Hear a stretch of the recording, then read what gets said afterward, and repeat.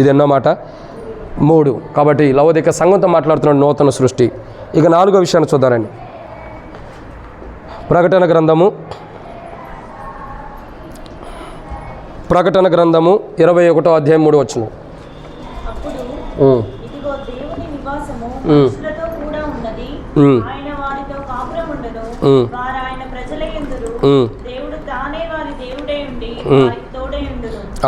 చాలా.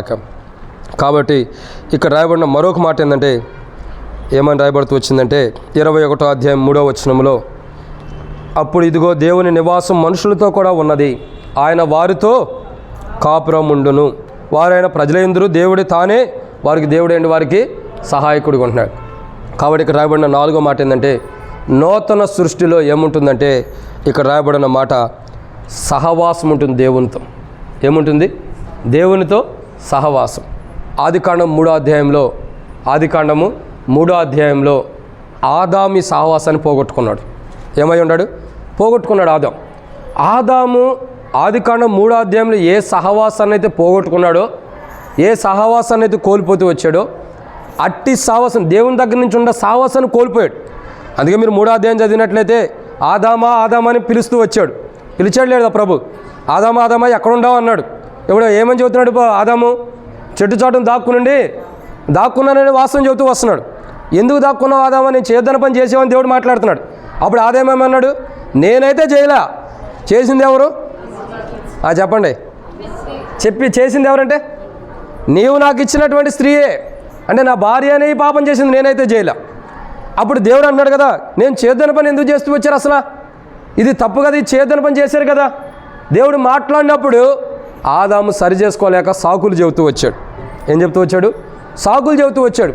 నేను కాదు ప్రభా, ఆమె నాకు ఇచ్చింది. పాపంలో పడ్డప్పుడు ఏం చేయాలా? ప్రభా నేనే పాపంలో పడ్డాను ప్రభా, తప్పు అయిపోయిందని ఒప్పుకోవాలా.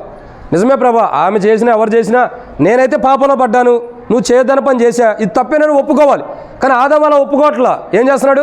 నా భార్య చేసింది, నువ్వు నాకు ఇచ్చిన అమ్మే చేస్తూ వచ్చిందని. అంటే అర్థమేంటి? చేసిన తప్పును సరి చేసుకోకుండా, చేసిన తప్పును సరిదిద్దుకోకుండా, చేసిన తప్పును అలాగే పెట్టుకుని మళ్ళా దేవునికి కౌంటర్ ఇస్తున్నాడు. ఏమని? నువ్వు చేసినామే, నువ్వు సిద్ధపరిచినామే నాకు ఎట్లా చేసింది అంటున్నాడు. అర్థం చేసుకోండి, నేరం ఎవరి మీద వేస్తున్నాడు? చెప్పండి, ఎవరి మీద? దేవుని మీద వేస్తున్నాడు. ఏమని? నువ్వు చేసినామే. ఈరోజు చాలామంది కూర్చున్న అనేక మందిలో 199 మంది ఏదన్నా ఒక బలహీనత వచ్చినా, ఏదన్నా ఒక పొరపాటు వచ్చినా, దేవా నువ్వే చేసేవి పని అంటారు. ఇది నీ వల్ల జరిగింది, ఎందుకు దేవుడు చేస్తున్నాడు, దేవుడు ఎందుకు నాకు ఇలా అనుమతిస్తున్నాడు? అసలు అది దేవుడు చేసిందా, దేవుడు వల్ల వచ్చిందా కాదా అర్థం చేసుకోవాలి కదా, మొదట తెలుసుకోవాలి కదా. తెలుసుకునేది లేదు.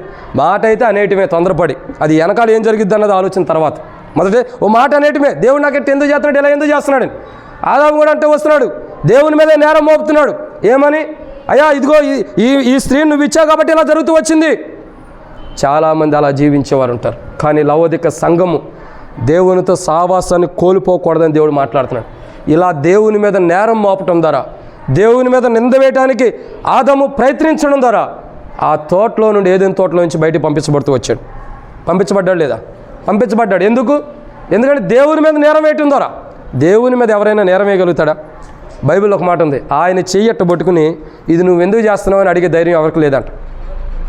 ఎవరికైనా ఉందా? మనకుండిద్ది లేండి. ఎవరికైనా మనకుండిద్ది.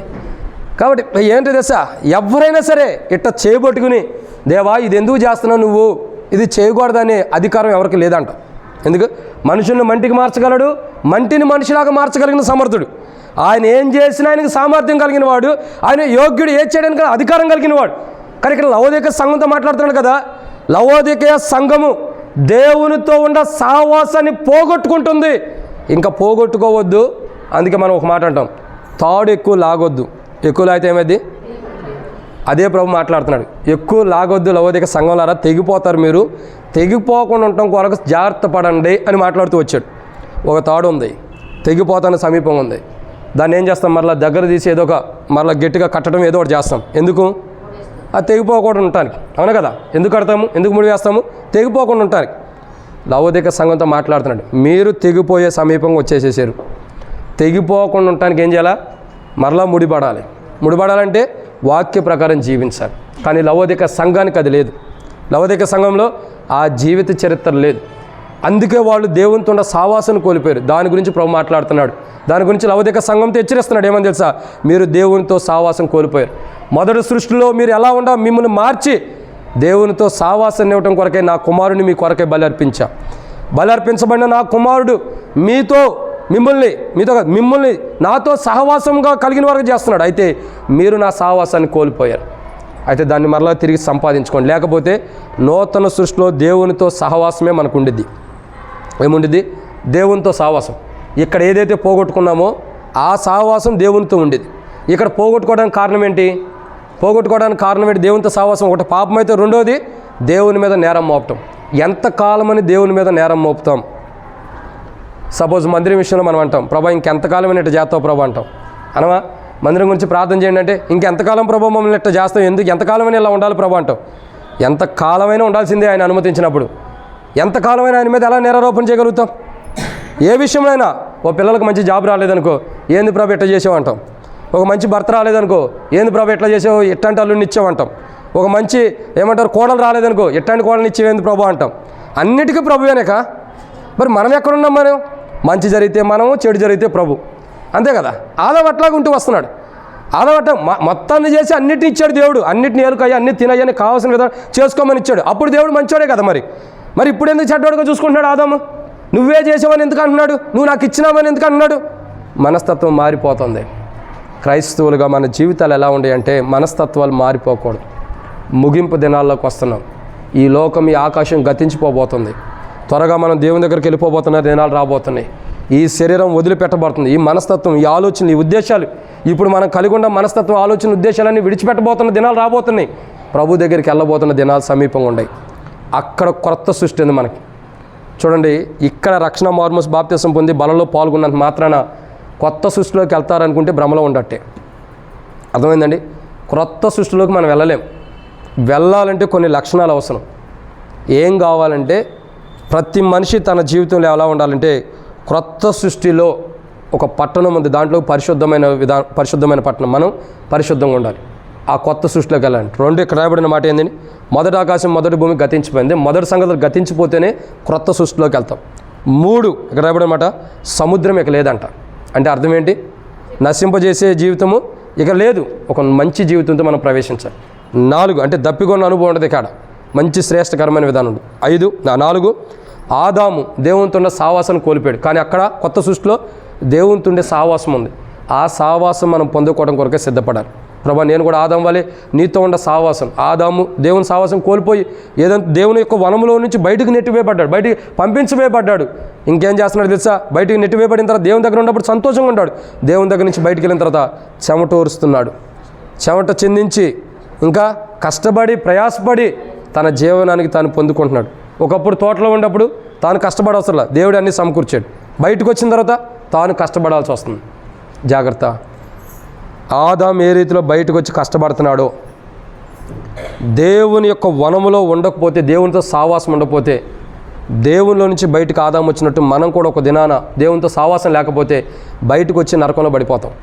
ఆ నరకంలో పడిపోయినప్పుడు మనకు ఎవరితో సావాసం ఉండిద్ది? సాతానుతో సహవాసం ఉండిద్ది. ఎన్ని సంవత్సరాలు ఉంది అక్కడ సాతాను నరకంలో? ఎన్ని సంవత్సరాలు? 1000 ఏండ్లు. ఫస్ట్ 1000 ఏండ్లు ఉండిద్ది. తర్వాత ప్రభు విడిచిపెడతాడు. 1000 సంవత్సరాలు ఎక్కడ ఉంటుంది? సాతాను నరకంలో కాల్చబడుతూ వస్తుంది, బంధించబడుతూ వస్తుంది. దాని జీవిత చరిత్ర మారి దేవుని బయటికి రిలీజ్ చేస్తాడు ప్రభు. అయినా స్వభావాన్ని మార్చుకోకుండా ఈ క్రొత్త సృష్టి వైపు ఆవరించి, ఈ చుట్టూ ఈ నూతనమైన యెరూషలేము పరిశుద్ధ పట్టణం చుట్టూ ఆవరించి దాన్ని కూడా అపవిత్రపరచడానికి వచ్చింది.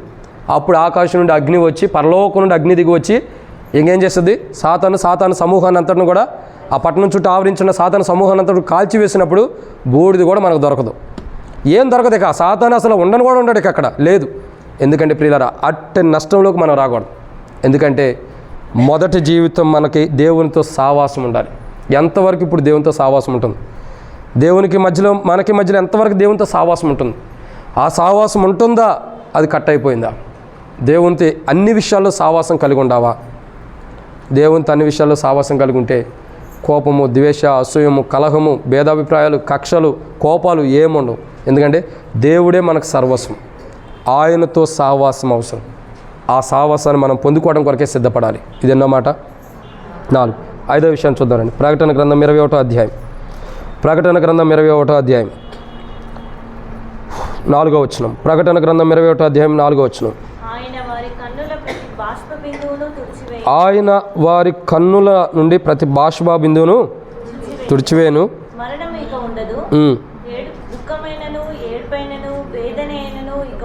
చాలక్క. కాబట్టి అక్కడ రాయబడుతున్న మాట ఏంటంటే మరొకటి, మరణం ఇక ఉండదంట. ఆ క్రొత్త సృష్టి ఎలాంటిది? మరణమే లేనిదటి. కొత్త సృష్టి ఎలాంటిది? మరణమే లేనిది. సో మరణము లేనిది కొత్త సృష్టి. ఈరోజు మనం అర్థం చేసుకోవాల్సిన 5వ కోణం ఏంటంటే, మరణము లేనటువంటి ప్రాంతానికి మనం ప్రవేశించబోతున్నాం. మరణమే లేనటువంటి ప్రాంతం. ఆ మరణమే లేనటువంటి ప్రాంతానికి మనం ప్రవేశించాలంటే ఎక్కడ మనం ఏమై ఉండాలా? పౌలు అంటాడు, అనేక పర్యాయాలు కూడా ధ్యానించుకుంటూ వచ్చినాం. ప్రతి విషయంలో పౌలు ఏమై అన్నాడు? తనను తను నలగొట్టుకుంటే తను చంపుకుంటున్నాడు. ఈ భూమి మీద మనల్ని మనం చంపుకుంటే, అన్ని విషయాలు మనం చంపుకుంటే దేవుని రాజ్యంలో ఏమవుతాం? కొత్త సృష్టిలో మరణమే లేని ప్రాంతంలో ఉంటాం. ఇక్కడ మనల్ని మనం చంపుకోవాలంటే ఎవరికైనా కత్తులు తీసి చంపుకోమని కాదు. ప్రతి కోరిక, ప్రతి ఆశలు, ప్రతి ఇష్టాలు అన్నిటిని కూడా దేవుని కంటే ఎక్కువగా ఏది ఉండకోకుండా అన్నిటిని చంపుకోవాలి. ఏదైనా దేవుని తర్వాతే మొదట దేవుడు, తర్వాత ఇవని చెప్పి మనం ఎప్పుడైతే అన్నిటిని చంపుకుంటామో అప్పుడు బైబిల్ చెబుతున్న మాట ఏంటంటే మన జీవితాలు ఏమవుతుంది? మన జీవితంలో మరణమే లేనటువంటి ప్రాంతానికి మనం వెళ్తాం. ఈరోజు చాలామంది క్రైస్తవులు, ఎందుకు ఈ మాట రాయబడుతూ వచ్చింది మరణమే లేదని ఎందుకు అంటున్నాడంటే, చాలామంది క్రైస్తవుల జీవితాలు మార్చుకోకపోతే ఏమైంది? మరణం పొందుతారు. మరణము అసలు ఒక క్రైస్తవుడికి మరణం ఎందుకు వచ్చింది తెలుసా? ఒక క్రైస్తవుడికి మరణం ఎందుకు వచ్చిందంటే 21వ అధ్యాయం 8వ వచనం. పిరికితనము, అవిశ్వాసము, అసహ్యమైన జీవితము, నరహంత్యమైన జీవితము, వ్యభిచారంతో కూడిన జీవితం, ఇక అవి తీసేయండి, అబద్ధపూర్వకమైన జీవితం, ఇవన్నీ మానవుళ్ళు ఉండటం ద్వారా క్రైస్తవుల్లో 2వ మరణానికి మానవుడు వెళ్తున్నాడు.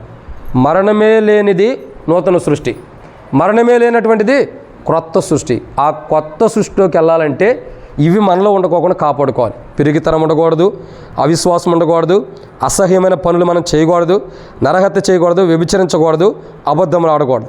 ఇవన్నీ మనలో ఉండేమో చెక్ చేసుకోవాలి. బలలో పాల్గొనేమో కూడా మనల్ని మనం సరి చేసుకోవాలి. ఎందుకంటే లవోదికీయలో ఉన్న సంఘంతో ప్రభు మాట్లాడుతున్నాడు.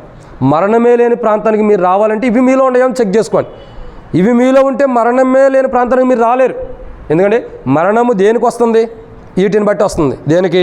పిరికితనము, అవిశ్వాసము, అసహ్యము, నరహత్య, వ్యభిచారము, అబద్ధము, వీటిని బట్టి ఏమవుతుంది? మరణం వస్తుంది. మీరు దేవుని రాజ్యానికి రావాలంటే, మరణమే లేని ప్రాంతానికి రావాలంటే ఇవి మీలో ఉండేమో చెక్ చేసుకోండి అని ప్రభు మాట్లాడుతున్నాడు. లవోదిక సంఘంతో మాట్లాడుతున్నాడు. క్రొత్త సృష్టిలోకి మీరు రావాలంటే మీలో ఇవి ఉండకూడదు, పిరికితనం ఉండకూడదు. పిరికితనం అంటే ప్రభువుని నమ్మే ఏం జరిగిద్దు, ప్రభు కొరకు నేను జీవిస్తే ఏమంటారు, ప్రజలందరూ నన్ను తిడతారేమో, బయటికి వెళ్ళేదాన్ని స్వార్థ జీవితం ఏమంటారు, దేవుని గురించి నేను నడుస్తూ ఉంటే అందరూ ఏమంటారు, ఇది ఒక పిరికితనం, దీన్ని పక్కన పెట్టుకోవాలి. అవిశ్వాసం ఉండకూడదు, అసహ్యమైన పనులు చేయకూడదు. ఏదైనా పని చేస్తున్నామంటే విశ్వాసం ఉండాలి. ఏదైనా పని చేస్తుంటే విశ్వాసం ఉండాలి. విశ్వాసం లేకపోతే కష్టం. ఒక సహోదరి నా దగ్గరికి వచ్చింది ఒక 3 రోజులు 4 రోజుల క్రితం. వచ్చి ఏమందంటే, అన్న నాకు టెన్షన్, నాకు భయంగా ఉందన్నా అంది. ఏదో పని మీద వచ్చింది, ఆ పని నేను తర్వాత చేద్దాం. ఒక భయంగా ఉందన్నా అని. ఎందుకమ్మా అంటే ఇట్టడి సంగతి. ఎప్పుడు రాదు ఇంటికి, ఆ రోజు వచ్చింది. ఎప్పుడు రాదు, ఎప్పుడు కూడా ఇంటికి వెళ్తే చేయటం లేదా ఫోన్లో చేయటమే, కానీ ఇంటికి వచ్చేసింది. నేను అనుకుంటున్నా ఏంటి ఇంటికి వచ్చింది, అంత టెన్షన్ ఏమైంది అనుకున్నా. ఒక విషయం చెప్పింది, ప్రార్థన చేసాం, దేవుడు సాయం చేస్తాడు, ధైర్యంగా వెళ్ళు, విశ్వాసం ఉంచు. మళ్ళీ నేను వారికి అవిశ్వాసం వచ్చిద్దామోనని ఇంట్లో నుండి బయటకు వచ్చి కూడా చెప్పొచ్చు. మళ్ళీ ఎందుకు? విశ్వాసం ఉంచు. ఎందుకంటే సాతానుడు ఉంటాడు కదా, ఇంటి గడప దాటంగానే సేవకుడి ఇంటి గడప దాటంగానే మళ్ళీ పోగొట్టింది, అది కూడా పోకూడదని బయటకు వచ్చాం. చెప్పే కరెక్ట్గా అమ్మ చక్కగా విశ్వాసం మీద ఉండు, దేవుడు నీకు కార్యం చేస్తాడు. ఇది వాస్తవం. ఒక మాట ఇచ్చాడు దేవుడు.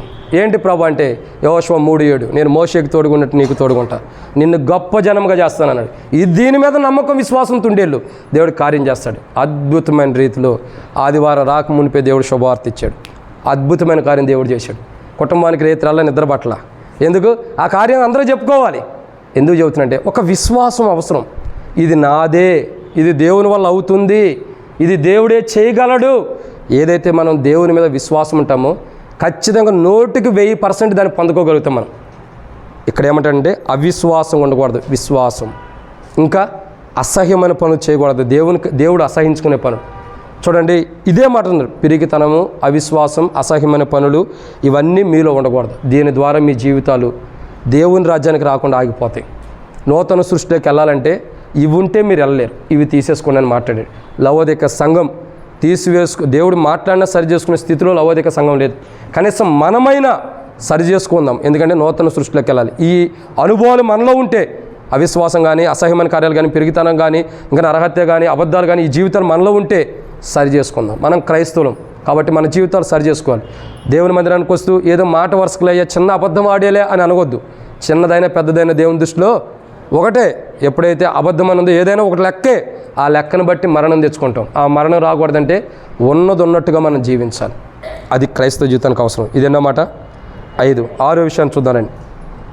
ప్రకటన గ్రంథం 21వ అధ్యాయం 21వ వచనం. ప్రకటన గ్రంథం 21వ అధ్యాయం 21వ వచనం. దాని 12 గుమ్మములు 12 ముత్యములు, ఒక్కొక్క గుమ్మము ఒక్కొక్క ముత్యముతో కట్టబడి ఉన్నది. పట్టణపు రాజవీధి శుద్ధ సువర్ణమయమై స్వచ్ఛమైన స్ఫటికమును పోలి ఉన్నది. అక్కడ ఏముందండి? రాజవీధి ఉందంట. ఏముంది? రాజవీధి. అర్థం చేసుకున్నది ఎలా ఉంది? శుద్ధ సువర్ణంగా స్వచ్ఛమైనదిగా ఉందంట. నూతనమైన సృష్టి ఎలాంటిదంటే స్వచ్ఛమైనది. ఒకసారి మనం అంటాం ఏదైనా పాలకు కానీ వాటికి కానీ న్యూస్లో యాడ్ ఇస్తూ ఉంటారు, ఏమంటే స్వచ్ఛమైన పాలు అని. స్వచ్ఛమైనవి అయితే మనకెందుకు ఇస్తారు? స్వచ్ఛమైన పాలు అని యాడ్ ఇస్తూ ఉంటారు. కానీ బైబిల్ అంటుంది కదా అవన్నీ అబద్ధాలే. కానీ వాస్తవం ఏంటంటే తెలుసా? స్వచ్ఛమైనటువంటి స్ఫటికముతో చేయబడుతున్నటువంటి ఒక రాజవీధి ఉంది. రాజవీధే. ఇప్పుడు చూడండి, మనం నడుచుకునే రోడ్లు ఎలా ఉంటాయి? సిమెంట్తో లేకపోతే ఏదంటే ఇంకా కొన్ని వాటితో తయారు చేయబడి ఉంటాయి, అవునా? ఇవి మామూలు రోడ్లు. ఈ రోడ్ల మీద కొత్త రోడ్డు వేస్తే మనకి ఎంత సంతోషం అనిపించింది? సిసి రోడ్ అయినా ఏ రోడ్డు అయినా కొత్త రోడ్డు వేస్తే అనిపించింది, అబ్బా ఎంత కొత్త రోడ్డు మీద నేను నడుస్తున్నాను అని బాధలన్నీ పోయినాయి. ఇన్నాళ్ళు మనకి రోడ్డు లేదు, రోడ్డు లేక ఎన్ని బాధలు పడుతూ వచ్చాము. ఇప్పుడు మంచి రోడ్డు వేసాడు, హ్యాపీగా మనం తిరగొచ్చు అనుకుంటాం. సంతోషంగా ఉండదా? సంతోషంగా ఉండదు. ఎందుకు? కొత్తది వచ్చింది కాబట్టి. ఇక్కడ మనుషుడు వేసిన రోడ్డుకే మనం అంత సంతోషిస్తుంటే రాజవీధులు ఉన్నాయి. ఆ వీధులు ఎలా ఉండబోతున్నాయి తెలుసా? బంగారంతో రోడ్లు వేయబడుతూ వచ్చినాయి. అర్థమవుతుందండి? రేపటి దినం మనం ఉండబోయే రోడ్లు ఎలాంటిది తెలుసా? ఈ ఇక్కడ వేసిన రోడ్డు కొన్ని సంవత్సరాలు పోయిద్ది, కానీ పోనిది. అసలు ఆ రోడ్డు ఎలాంటిది తెలుసా? ఎలాంటిది అంటే చూడండి 21వ వచనంలో, దానికి 12 గుమ్మములు 12 ముత్యములు, ఒక్కొక్క గుమ్మము ఒక్కొక్క ముత్యముతో కట్టబడి ఉన్నది. పట్టణపు రాజవీధి శుద్ధ సువర్ణమైన స్వచ్ఛమైన స్ఫటికమును, అది స్వచ్ఛమైన స్ఫటికమును పోలి ఉందంట. ఆ వీధే స్వచ్ఛమైనటువంటి స్ఫటికమును పోలి ఉంది. ఇక ఎంత గొప్పగా ఉంది అర్థం చేసుకోండి. ఎంత గొప్ప అయిన విధానంలో మనం నడిచే వీధులు దేవుడు ఎంత గొప్పగా చేస్తున్నాడు. నిజంగా నాకైతే అనిపిస్తుంది ఇప్పుడే పరలోకానికి వెళ్తే మంచిది ప్రభు అనిపిస్తుంది. ఎందుకంటే అంత బంగారపు వీధుల్లో నడుచుకుంటూ వెళ్తున్నాం. శ్రేష్టకరమైన వీధుల్లో, ఒక బంగారపు వీధిలో మనం నడుచుకుంటూ వెళ్తున్నామంటే ఎంత గొప్ప ధన్యత దేవుడు ఇస్తున్నాడు చూడండి. ఇక్కడుండే క్రైస్తవులు దూర ప్రాంతం నుంచి మందిరానికి రావడానికి కష్టంతో రావచ్చు. ఆటోలు దొరికో లేదా నడుచుకుంటాను ఎట్లయినా కష్టంతో రావచ్చు. కానీ ఒక దినాన నీ కష్టాన్ని ప్రతిఫలం ఇస్తున్నాడు. బంగారపు రోడ్లో నేను నడిపిస్తున్నాడు దేవుడు. అది క్రొత్త సృష్టి. ఏది? క్రొత్త సృష్టి. క్రొత్త సృష్టిలో రాజవీధి ఉంది. రాజవీధి ఉందంటే అక్కడ ఎవరుంటారు చెప్పండి? అక్కడ ఎవరుంటారు? రాజులే. రాజవీధి ఉందంటే రాజులు రాణిలే అక్కడ ఉండేది. రాజుగారిదే రాణి, రాణిగారిదే రాజుది, అంతే కదా? ఇద్దరు ఒకటే కదా? సో అర్థం చేసుకోవాల్సిన విషయం ఏంటి? రాజులు వీధులు అక్కడ ఉన్నాయి. ఆ రాజులు ఎవరంటే మనమే. కొత్త సృష్టిలో మనమే రాజులుగా ఉండబోతున్నాం. ఈడ కుటుంబంలో బానిసగా ఉండొచ్చు, లేదా ఇంటి వారిలో బానిసగా ఉండొచ్చు, తెలిసిన వారిలో బానిసగా ఉండొచ్చు, పనివారుగా ఉండొచ్చు. ఒక దినము మనమే రాజులుగా ఉండబోతున్నాం. మనమే రాజులుగా నివసించబోతున్నాం. అప్పుడు అనుకోవచ్చు మహిమదాస్ రాజు, లేదంటే ఇంకొక రాజు ఎలీషా రాజు, ఇట్లా పిలుచుకుంటూ ఉంటామేక. అంత గొప్ప ప్రాంతానికి వెళ్తున్నాం. మనము రాజులమా? కాదు. అయినా రాజులుగా చేస్తున్నాడు. క్రొత్త సృష్టిలో ఈ భూమి మీద ఎన్నిక లేని మనుషుల్ని రాజులుగా చేస్తున్నాడు. ఆ రాజులుగా మనం ఉండాలంటే సరి చేసుకోవాలి. అది లవోదిక సంఘంతో మాట్లాడుతున్నారు. ఓ లవోదిక సంఘస్థులారా, మీరెవరో మీకు తెలుసా? మీరెవరంటే మీరు సృష్టి, మొదటి సృష్టి నుంచి మార్చబడి, జీవితం మార్చబడి క్రొత్త సృష్టి కొరకు సిద్ధపరచబడిన వారు. మీరు ఎలాంటి వారంటే రాజులు లాంటి వారు. అందుకంటాడు కదా, రాజులైన యాజక సమూహం అంటాడు. మీరు ఎవరంటే రాజులు లాంటి వారు. మీ రాజయోగాన్ని పోగొట్టుకోవద్దు. నువ్వు రాజువి. నీ రాజ్యాధికారాన్ని పోగొట్టుకోవద్దు. నీకు ఇవ్వని అధికారాలను మీరు పోగొట్టుకోవద్దు. మీరు రాజులుగానే బ్రతకండి. ఒక రాజు ఉన్నాడు, నీచంగా బతికాడు, దేవుడు శిక్ష అనుగ్రహిస్తూ వచ్చాడు. ఎవరా రాజు తెలుసా తెలీదా? ఎవరు? ఎన్నిసార్లు చెప్పినా మీరే చెప్పుకొని అంటారు. దావీదు. ఎవరు? దావీదు అనే రాజు. దావీదు ఒక రాజు. దేవుడు గొర్రెల దొడ్లో నుంచి తీసుకొచ్చి గొప్పవాడిగా చేశాడు దావీదుని. దావీదు ఎంత నీచమైన స్థితిలో దిగాడంటే, ఒక స్త్రీ మీద మనసబడి ఆమెను తీసుకొచ్చి ఆమెతో పాపం చేసి, ఆ పాపం తన మీద ఉండకుండా ఉండటానికి భర్త యుద్ధంలో ఉన్న భర్తను తీసుకొచ్చి అతని నుండి పంపితే ఆయన పోకపోతే అతడు పోకపోతే మరలా ఏదో ఒకటి చెప్పించి ఒక పత్రిక రాసి యుద్ధాన్ని పంపించి ముందలు పెట్టించి చంపించాడు. ఒక రాజు ఎంత నీచమైన స్థితికి దిగజారాడో అర్థం చేసుకోండి. ఒక రాజు ఎంత నీచమైన స్థితికి దిగజారిపోయాడు. రాజు అంటే ఎవరు? ప్రజలను కాపాడుకునేవాడు. ఆ రాజుకి ఇచ్చిన బాధ్యత రాజు కాపాడుకోవాలి. మరి ఇప్పుడు ఎక్కడున్నాడు రాజు? నీచమైన స్థితికి. ఒక స్త్రీ భర్తని చంపించడానికి ఇష్టపడ్డాడంటే ఇంకా అర్థం చేసుకోండి ఎంత దుస్థితిలోకి, ఎంత దారుణమైన స్థితికి వెళ్ళిపోయాడు, ఎంత దారుణమైన స్థితిలోకి వెళ్ళిపోయాడు. కానీ అటువంటి స్థితిలో ఉన్నటువంటి దావీదుని కూడా దేవుడు జ్ఞాపకం చేసుకున్నాడు. పొరపాటు చేస్తే సరిచేసి, శిక్షించని ఏదైనా చేసి సరిచేసి రాజు అయిన దావీదుని ఎక్కడ పెడుతున్నాడు? ప్రకటన గ్రంథంలో చూసినట్లయితే దావీదు యొక్క గోత్రం, యోధా గోత్రంలో దావీదు యొక్క తాళపు చెవులు కలిగి ఉన్నవాడని రాయబడుతూ వచ్చింది. ఎవరు? ప్రభువైన యేసుక్రీస్తు ప్రభువు. నీచమైన స్థితిలో దేవుడిచ్చిన అధికారాన్ని పోగొట్టుకుని నీచమైన స్థితిలోకి వెళ్ళిన దావీదుని దేవుడు ఎక్కడ తీసుకొచ్చాడు? పరలోక రాజ్యాన్ని తీసుకొచ్చాడు. ఎందుకు? దావీదు సరి చేసుకున్నాడు కాబట్టి. తన స్థితిని తాను సరి చేసుకున్నాడు. 12వ అధ్యాయం 2వ సమూయేలు గ్రంథంలో మీరు చదివినట్లయితే 11వ అధ్యాయంలో 2వ సమూయేలు గ్రంథం 11వ అధ్యాయం పాపం చేశాడు. 12వ అధ్యాయంలో దేవుడు మాట్లాడినప్పుడు వెమ్మటే సరి చేసుకుంటున్నాడు దావీదు. సరి చేసుకోవడం ద్వారా ఎక్కడ ఉంటున్నాడు? క్రొత్త సృష్టిలోకి వెళ్ళిపోయాడు దావీదు యొక్క అనుభవం. ఈరోజు సరి చేసుకున్న క్రైస్తవులకి, సరి చేసుకున్నటువంటి మనుషులకి క్రొత్త సృష్టిలోకి వెళ్ళే ధన్యత ప్రవహిస్తున్నాడు. అందుకంటాడు కదా ఇక్కడే రాయబడి, రాజవీధి. ఒకప్పుడు రాజే స్థితి బాగొట్టుకున్నాడు, నీచమైన స్థితిలోకి వచ్చాడు. ఇప్పుడు మరలా రాజుగా ఎంచబడుతూ వస్తున్నాడు. రాజు యొక్క అధికారాన్ని పొందుతూ వచ్చాడు. పరలోకంలో కూడా రాజుగా ఉంటూ వస్తున్నాడు. అట్టి రాజులుగా మనం ఉండబోతున్నాం. అయితే మనం ఎవరమి? బహుశా మనం ఈ యొక్క ప్రాంతానికి రాజులం కాకపోయినా దేవుని లెక్కలో మనం రాజులమే. అయితే మనం ఎలా ఉండాలా? నీచమైన స్థితిలో దిగజారిపోకూడదు. ప్రతిదానికి దిగజారిపోయిన స్థితిలో మనం ఉండకూడదు. ఎలా ఉండాలా? ఒక మెట్టు ఎక్కినట్టే ఉండాలి, ఒక మెట్టు ఎదుగుతున్నట్టే ఉండాలి. దిగజారిపోయిన స్థితిలో ఉంటే నష్టపోతాం. ఇది లవోదిక సంఘంతో మాట్లాడుతున్నాడు. మీరు రాజులైన యాజక సమూహం ఉంటారు. రాజు వీధిలో మీరు తిరగబోతున్నవారు. క్రొత్త సృష్టి ఎలా ఉంది? దీంట్లో మీరు ప్రవేశించాలి. కానీ మీ జీవితాలు సరిగా లేవు, మీరు మార్చుకోండి అని లవోదిక సంఘంతో మాట్లాడాడు. క్రొత్త సృష్టి కొరకే సిద్ధపడని అన్నారు. కానీ లవోదిక సంఘం సిద్ధపడలేకపోయింది, నష్టం ఇంకా తెచ్చుకోబోతుంది. అట్టి నష్టం మనం కూడా తెచ్చుకోకుండా సరి చేసుకోవాలి. ఇది 6. 7వ విషయాన్ని చూద్దాం. ప్రకటన గ్రంథం 21వ అధ్యాయం. ప్రకటన గ్రంథం 21వ అధ్యాయం 12వ వచనం నుండి 14వ వచనం వరకు. ప్రకటన గ్రంథం 21వ అధ్యాయం 12వ వచనం నుండి 14వ వచనం వరకు. ఆ పట్టణమునకు ఎత్తైన గొప్ప ప్రాకారము 12 గుమ్మములను ఉండెను. ఆ గుమ్మముల యొద్ద 12 దేవదూతలుండిరి. ఇశ్రాయేలీల 12 గోత్రములు నామములు ఆ గుమ్మముల మీద వ్రాయబడి ఉన్నవి. తూర్పు వైపున 3 గుమ్మములు, ఉత్తర వైపున 3 గుమ్మములు, దక్షిణ వైపున 3 గుమ్మములు, పశ్చిమ వైపున 3 గుమ్మములు ఉన్నవి. ఆ పట్టణపు ప్రాకారములు 12 పునాదులు కలది.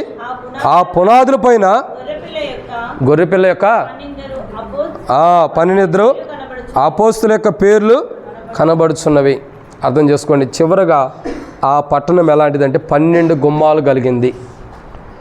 ఒక్కొక్క తూర్పు, ఉత్తరం, దక్షిణం, పడమర. కాబట్టి సౌత్, ఈస్ట్, వెస్ట్, నార్త్, ఈ 4 ప్రాంతాల్లో ఒక్కొక్క ప్రాంతానికి ఎన్నెన్ని గుమ్మాలు ఉన్నాయి? 3 గుమ్మాలు. 4 ప్రాంతాలకు 4, 3 ఎంత? 12 గుమ్మాల మీద పేర్లు ఎవరై ఉన్నాయి? చదవండి. 12 గుమ్మాల మీద ఆ పట్టణపు ప్రాకారము 12 పునాదులు గలది. ఆ పునాదుల పైన గొర్రెపిల్ల యొక్క 12 పునాదుల పైన ఉంటాయి. 12వ వచనంలో ఆ పట్టణముకు ఎత్తైన ఒక గొప్ప ప్రాకారము 12 గుమ్మములను ఉండెను. ఆ గుమ్మముల మీద గుమ్మాల మీద ఎవరి పేర్లు ఉన్నాయి? ఇశ్రాయేల్ యొక్క, చెప్పండి, ఇశ్రాయేల్ యొక్క 12 గోత్రముల నామముల గుమ్మముల మీద రాయబడి ఉన్నాయి 12వ వచనంలో. 14వ వచనంలో ఆ 12 గుమ్మాలకి ఉండే దాని పునాదుల మీద ఎవరి పేర్లు ఉన్నాయి? అపోస్తుల పేర్లు ఉన్నాయి. ఇశ్రాయేల్ 12 పేరు మీద గుమ్మాల మీద ఉండే, పునాదుల మీద ఏమో అపోస్తుల పేర్లు ఉన్నాయి. ఎందుకు అంటే ప్రభు హెచ్చించాడు కాబట్టి, ఈ లోకంలో ప్రభు కొరకు సాక్షిగా ఉన్నారు కాబట్టి, ప్రభు ఏర్పరచుకున్నాడు కాబట్టి. ఈ 12 ఇద్దరుగా ఇంకా కింద చదువుకుంటూ వెళ్తే వారి కొరకు ఒక సింహాసనాలు ఉంటాయి, వారు ఆ సింహాసనం కూర్చోటాలు కానీ రకరకాల విధానాలన్నీ ఉంటాయి. ఈరోజు మనం అర్థం చేసుకోవాల్సిన విషయం ఏంటంటే నూతన సృష్టిలో మన పేరు కూడా ఉంటుంది. ఏముంటుంది? 12 ఇద్దరు అపోస్తుల పేర్లు కానీ ఇంకా 12 మంది ఇశ్రాయేలు పేర్లు ఎలాగైతే ఉండేయో ఆ రీతిలో మన పేర్లు కూడా ఒక రోజు ఉండబోతున్నాయి నూతన సృష్టిలో. అయితే లవోదిక సంఘంతో మాట్లాడుతున్నాడు, మీ పేర్లు నూతన సృష్టిలో ఉండయి, వాటిని మీరు పోగొట్టుకోవద్దు. ఏం చేయొద్దు? పోగొట్టుకోవద్దు. మీ పేర్లు నూతన సృష్టిలో లిఖించబడి ఉన్నాయి, మీరు నూతన సృష్టి, మీ పేర్లు పోగొట్టుకోవాలి. అందుకంటాడు ప్రకటన గ్రంథం 3వ అధ్యాయంలో, ఎవరి పేరైనా జీవ గ్రంథం ముందు రాయబడిన అట్లా ఏమంటాడు? జీవ గ్రంథం నుంచి నీ పేరే మాత్రమును తుడిచిపెట్టనంటాడు. మరలా తర్వాత ప్రకటన గ్రంథం 20వ అధ్యాయంలో చూసినట్టే 20వ అధ్యాయంలో అంటాడు 12వ వచనంలో, ఎవరి పేరైనా జీవ గ్రంథం రాయబడినట్టు కనబడినలా వాడు మండుచున్న అగ్నిగుండంలో పడవేయబడి, ఇది 2వ మరణం. అంటే అర్థం చేసుకోవాల్సిన విషయం ఏంటి? మన పేరు పరలోక రాజ్యంలో కాదు, పరలోక రాజ్యంలో కాదు కానీ పరలోక రాజ్యంలో ఉండాలా, జీవ గ్రంథంలో. మన పేరు ఎక్కడ ఉండాలా? నూతనమైన యెరూషలేములో ఉండాలి, జీవ గ్రంథంలో ఉండాలి, పరలోక రాజ్యంలో ఉండాలి. ఆ పేరు ఉండటం కొరకే మనం ప్రయాసపడాలి. ఏం చేయాలా? ఇక్కడ పేరు ఉంటే ఉండేది, పోతే పోయేది. ఇక్కడ పేర్లు పర్మనెంట్ కాదు. ఈరోజు మంచోడు అన్నవాడే రేపు పొద్దున చెడ్డోడు అంటారు, ఈరోజు మంచి ఆమె అన్నవాడే రేపు పొద్దున చెడ్డామంటారు. ఇక్కడ పేర్లు పర్మనెంట్ కాదు. ఈ పేర్లు అసలు నమ్మొద్దు. ఈ పేర్లు దొంగ పేర్లు అనుకోవచ్చు, కానీ పర్మనెంట్ పేరు ఒకటి ఉండిద్ది మనకి. ఎక్కడ ఉంది అది? పరలోక రాజ్యం ఉంది. ఆ పరలోక రాజ్యం పేరు కొరకు మనం ప్రయాసపడాలి. ఆ పరలోక రాజ్యం పేరు కొరకు మనం ఏం చేయాలా? సిద్ధపడాలి. ఆ పేరు మనకు సిద్ధముగా ఉందా? నీ పేరు ఏమాత్రము తుడిచిపెట్టనన్నాడు, తుడిచిపెట్టబోతున్నాడా? పరలోక రాజ్యం 12 ఆ యొక్క క్రొత్త సృష్టిలో మన పేరు ఉంటుందా లేదా చెక్ చేసుకోవాలి. లవోదికలో ఉన్న సంఘస్థుల్లో వారి పేర్లు పరలోక రాజ్యానికి రాయటానికి దేవుడు సంకోచించుండొచ్చు, ఆలోచన చేయొచ్చు, ఆగి ఉండొచ్చు. ఒకప్పుడు రాశాడు, దాన్ని తుడిచిపెట్టడానికి కూడా ఇష్టపడి ఉండొచ్చు, లేదా మళ్ళా వాటి తుడిచిపెట్టబడిన వాటిని రాయటానికి కూడా దేవుడు ఇష్టపడకపోయి ఉండొచ్చు. అందుకే మాట్లాడుతున్నాడు, దేవుని సృష్టికి ఆది అయిన వాడు ఎవరంటే ప్రభువైన యేసుక్రీస్తు ప్రభు.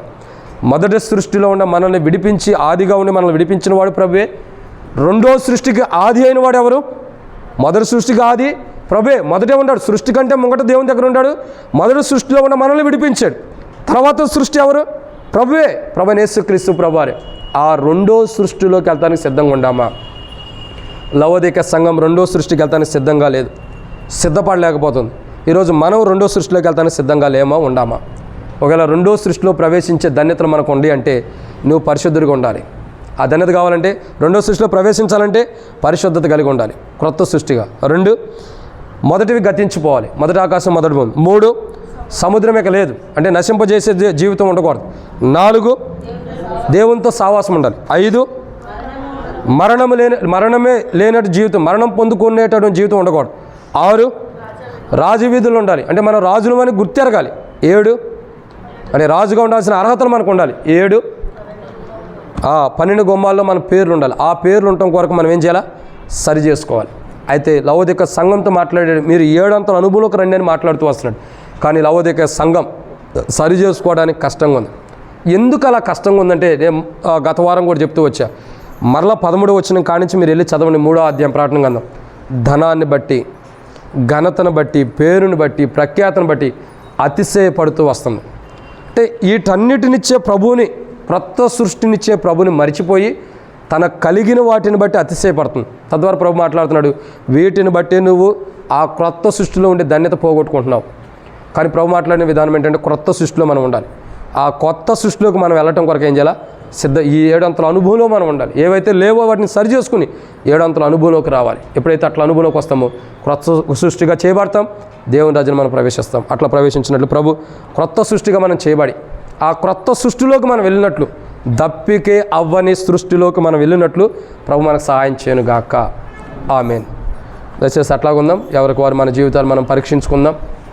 దేవుడు మాట్లాడుతూ వస్తుంటే, క్రొత్త సృష్టిలోకి వెళ్ళకోకుండా ఏమైనా మనల్ని అడ్డగిస్తుంటే, ఏవైనా మనల్ని అబ్జెక్షన్ చేసి మనల్ని ఆటంకపరిచేదాన్ని అడ్డగిస్తుంటే వాటిని ఇక్కడే మనం సరి చేసుకుందాం. లవోదిక సంఘం సరి చేసుకోమని ప్రభు చెప్పాడు. లవోదిక సంఘాన్ని సరి చేసుకోలేకపోతుంది. కనీసం మనమైనా సరి చేసుకుందాం. అది సరి చేసుకుంటే ధన్యురాలే. ప్రభు వచ్చే లోపల సరి చేసుకుంటే ధన్యురాలు. ప్రభు ఎప్పుడు వస్తాడో తెలియదు కాబట్టి, అనుకున్న గడిలో ప్రభు రాబోతున్నాడు కాబట్టి మనల్ని మనం సరి చేసుకుందాం. ప్రభు నా జీవితం ఈ బలహీనత ఉంది, ఈ పొరపాటు ఉంది, ఈ అవిధేయత ఉంది, ఈ బలలో పాల్గొనడానికి ఈ జీవితం నాకు యోగ్యత లేదు, దయచేసి నన్ను క్షమించు. నాలో పరిశుద్ధత లేదు, నాలో మొదటి జీవితం గతించిపోలా, మొదటి పోలేదు, నశింపజేసే నాలో ఉండి ఇవన్నీ తీసే ప్రభువా, నాకు క్రొత్త సృష్టిలోకి నేను ప్రవేశించాలని ఇష్టపడుతున్నా. ఆ క్రొత్త సృష్టిగా నన్ను చేయమని మనం ప్రభుని అడిగితే ప్రభు క్రొత్త సృష్టిగా మనం చేస్తాడు. ఆ క్రొత్త సృష్టిలోకి మనం ప్రవేశించినట్లు ప్రభు మనకి సహాయం చేసే విధానంలో సరి చేసుకుందాం. అటు ఇటు చూడొద్దు. ఇది దిక్కులు చూసే సమయం కూడా కాదు. ఎవరికి వారు హృదయాన్ని సరి చేసుకుందాం.